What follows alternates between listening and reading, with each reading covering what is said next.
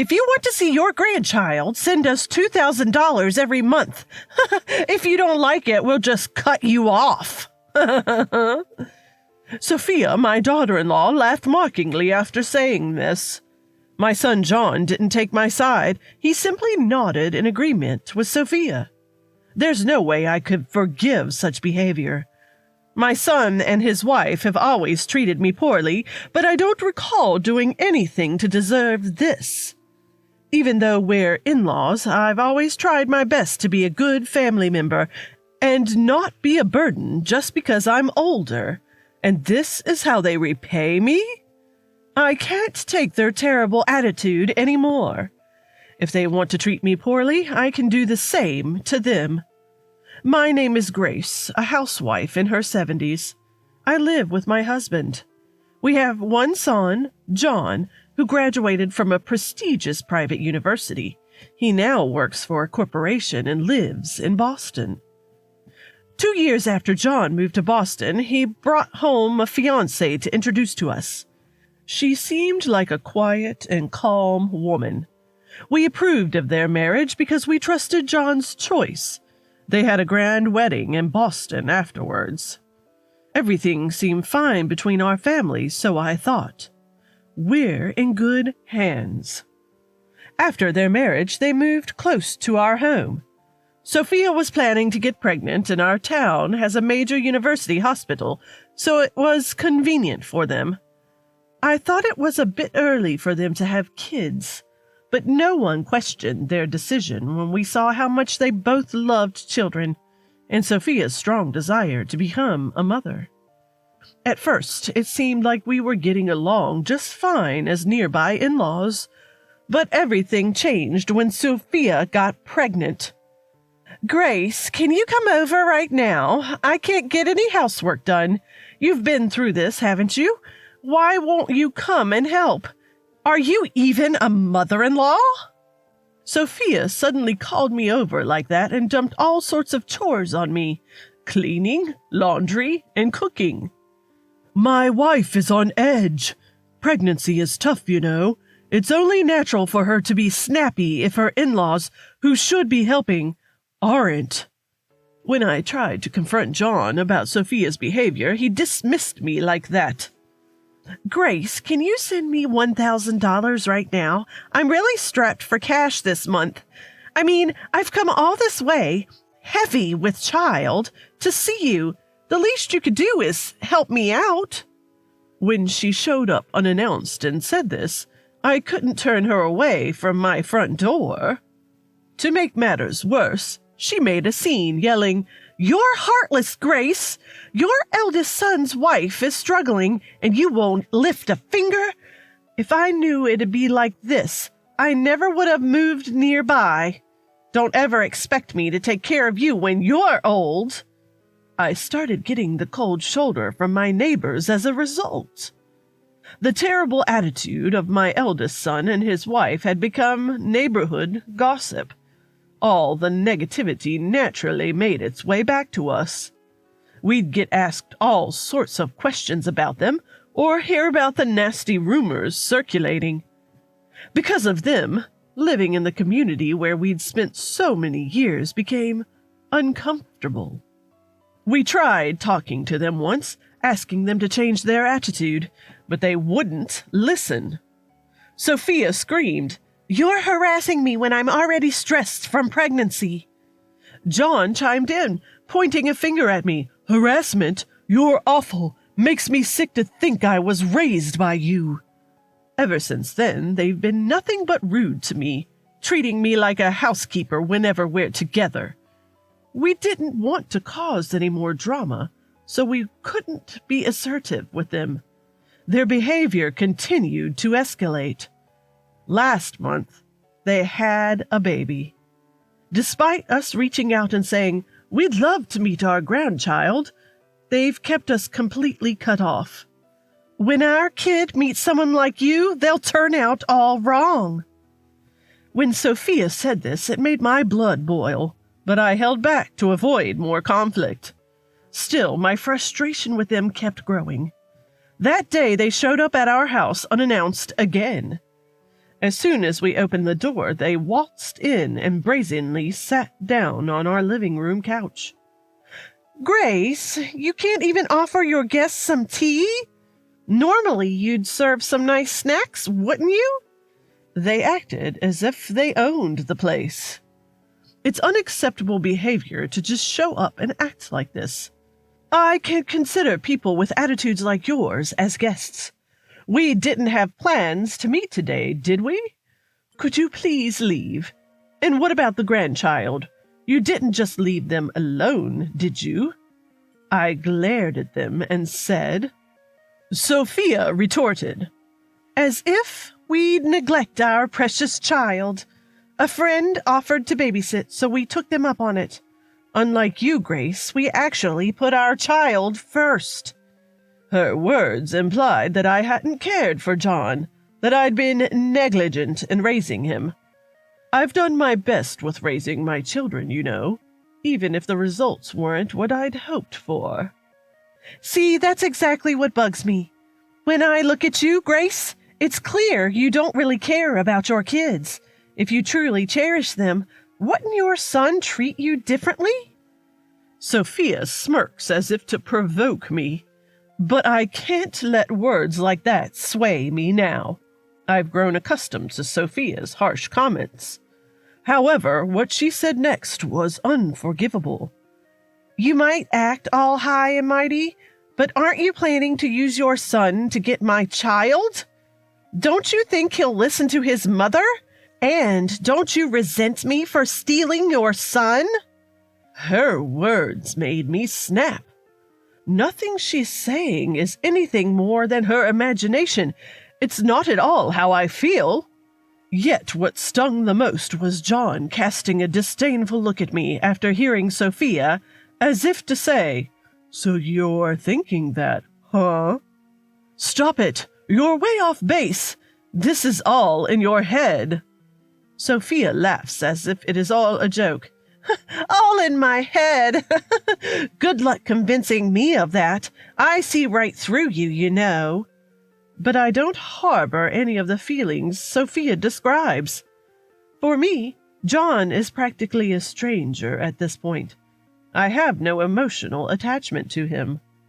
Just to set the record straight, I don't think the way you imagine. I can't consider someone who acts like this my son. Upon hearing this, John turns red and shouts, "What? What are you talking about? Despite being blood-related, you'd say something like that? You're unbelievable!" I get it. From John's perspective, it feels like I'm negating our parent-child relationship. But wouldn't it be better if he got mad at Sophia instead of getting mad at this? Tolerating Sophia's behavior while demanding proper treatment for himself, that's incredibly selfish. So I firmly told him, "Who's the real monster here? A son who laughs along while his wife insults his mother is not a son I can acknowledge." Then Sophia stood up and intervened. "Hold on a second. What you're saying is too harsh. You're going to hurt your son's feelings. You shouldn't say things like that as his mother. Apologize right now." Whose fault is that things have got this bad? I was further irritated by their forgetful attitude, but I gritted my teeth and endured. "Seriously, isn't this all because of the way you, Grace, are behaving? We're family. Shouldn't we get along? Bickering like this won't solve anything," Sophia said, acting like the voice of reason. John nodded as if moved by Sophia's words. "My wife is really wonderful." Wonderful? She ruins other families while boosting her own image. There's no way a woman like Sophia who keeps doing this can be a wonderful wife. I was fed up with Sophia's behavior, and also with John, who was falling for it. I didn't want any more arguments. Yet, inevitably, bickering would start because they instigated it, benefiting only Sophia in the end. How can I break this vicious cycle? I tried talking to my husband and thought of my own solutions, but each time Sophia would override them, lowering my value while elevating her own. After all these events, I was completely worn out. In the end, for several months, I couldn't see my grandchild. I'd asked my eldest son and his wife several times to let me see them, but I was always told they didn't want me to, and was turned away at their door. Despite this, my eldest son and his wife continued to visit our home unannounced, and the stress kept piling up. One day I was called to their house. I was wondering what it could be about when Sophia, with a serious expression, said, "We have something to discuss. Grace, we'd like to ask for an allowance. Is that okay?" I was puzzled by Sophia's words. It would make sense if we were asking for money, since my husband is retired and we're living on a pension. But John is still working and they make a decent income. It seemed absurd to be asked for money by them. "Why do you need an allowance? Doesn't my son make enough money?" "Oh, come on. The details don't matter. Just give us some money and that'll be that. We won't ask for much." Neither Sophia nor John would tell me why they needed the money. Given that there was no way I could agree to an allowance, "I'm sorry, but I have to decline. We can't afford to give an allowance without even knowing the reason," I responded. Sophia's face turned red as she exclaimed, "Are you really a mother? Your son and daughter-in-law are struggling, and you won't even help?" And that's what she blurted out. "Go ahead, blame me all you want. I'm not giving you a dime for your support." "You're just heartless. No wonder even your own son can't stand you." "That's irrelevant. If you change your attitude, maybe I'd reconsider." Sophia burst out laughing right there and said, "Change my attitude? I've always had the perfect attitude for a person like you, Grace. If you want to see your grandchild, send me $2,000 every month. If you don't like it, we can just cut ties and you won't see us." I couldn't believe my ears at Sophia's words. Sophia kept laughing and John chimed in, "Well said." I had no allies in this room.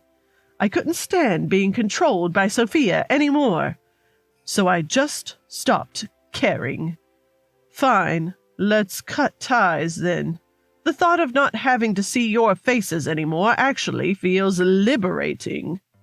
At my words, Sophia, who had been laughing, froze. "Wait, what? Are you serious?" As if she never expected me to respond that way. When I thought about it, my answer was only natural. For 2 years I've been harassed by my eldest son and his wife. They'd tell me to lend them money or suddenly summon me to do housework. If I refused, they'd call me heartless. There's no way I wouldn't be fed up with them.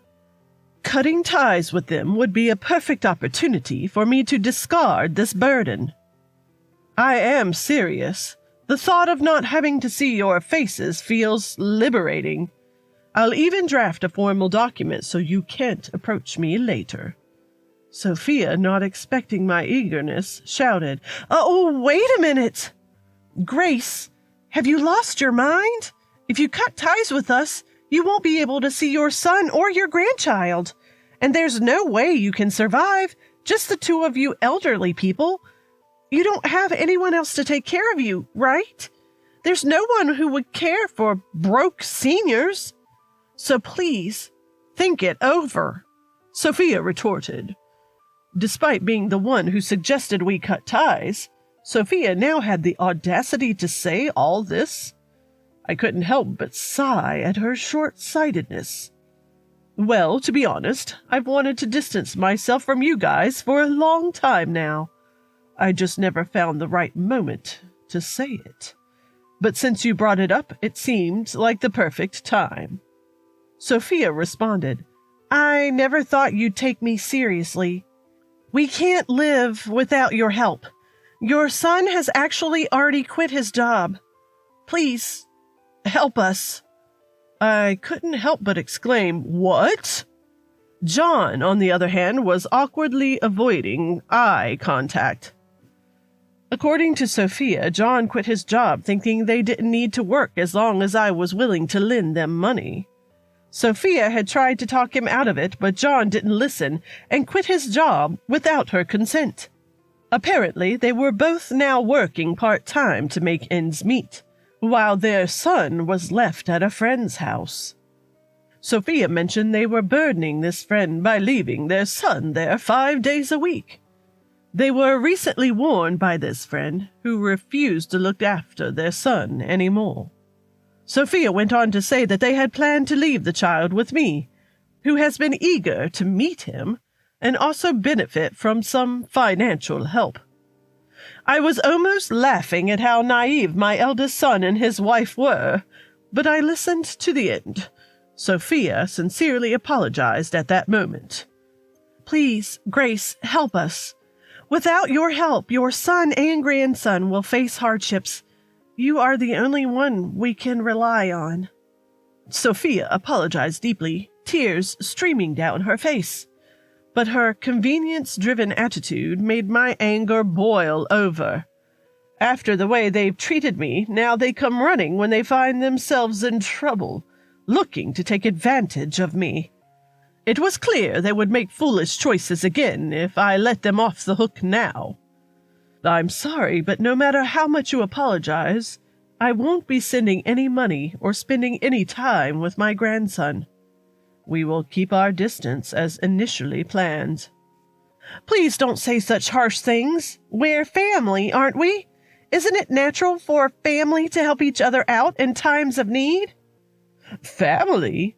You're the ones who treated this family like it's disposable, remember?" When I confronted her like that, Sophia went silent. She always blabs about anything that suits her, but shuts up when it's convenient. Really unfair, I thought.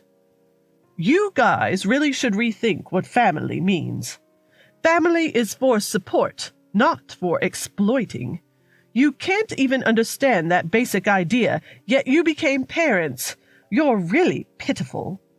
Even after I said this, neither Sophia nor John had any retorts.